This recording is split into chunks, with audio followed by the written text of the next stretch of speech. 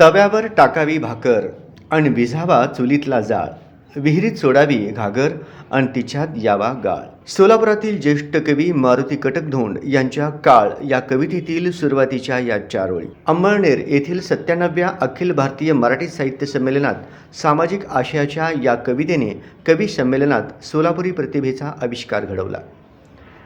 ज्येष्ठ साहित्यिक प्राध्यापक डॉक्टर रवींद्र शोभणे यांच्या अध्यक्षतेखाली हे संमेलन झाले.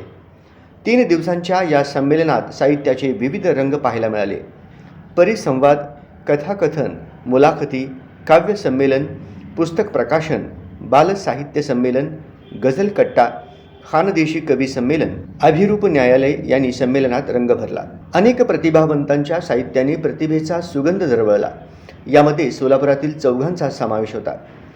सोलापूर आकाशवाणीचे निवृत्त सहाय्यक संचालक सुनील शिंदखेडे यांनी कसदार मराठी राजकीय साहित्याच्या प्रतीक्षेत वाचक या विषयावरील परिसंवादात भाग घेऊन आपले विचार मांडले.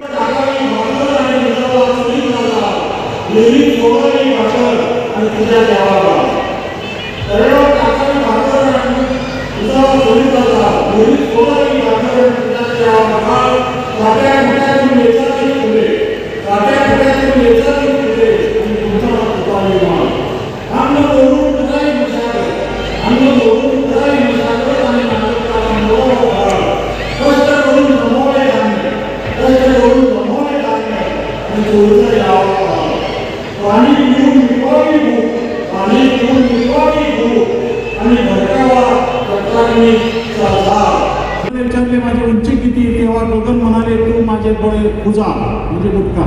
मी गगनाला विचारले माझी उंची किती तेव्हा गगन म्हणाले तू माझ्या पुढे पूजा. मी पुन्हा गगनाला विचारले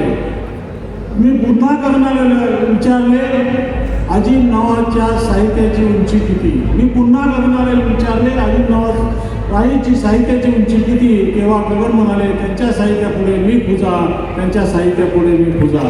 जगत आहेत अगणित धाब्यावर जेवून घरच्या जेवणाची चव विसरणाऱ्या ट्रक ड्रायव्हरच्या जिभेसारखे ज्याची त्याची सोयीची भाषा फायदे उडकणारा सवाल असतो.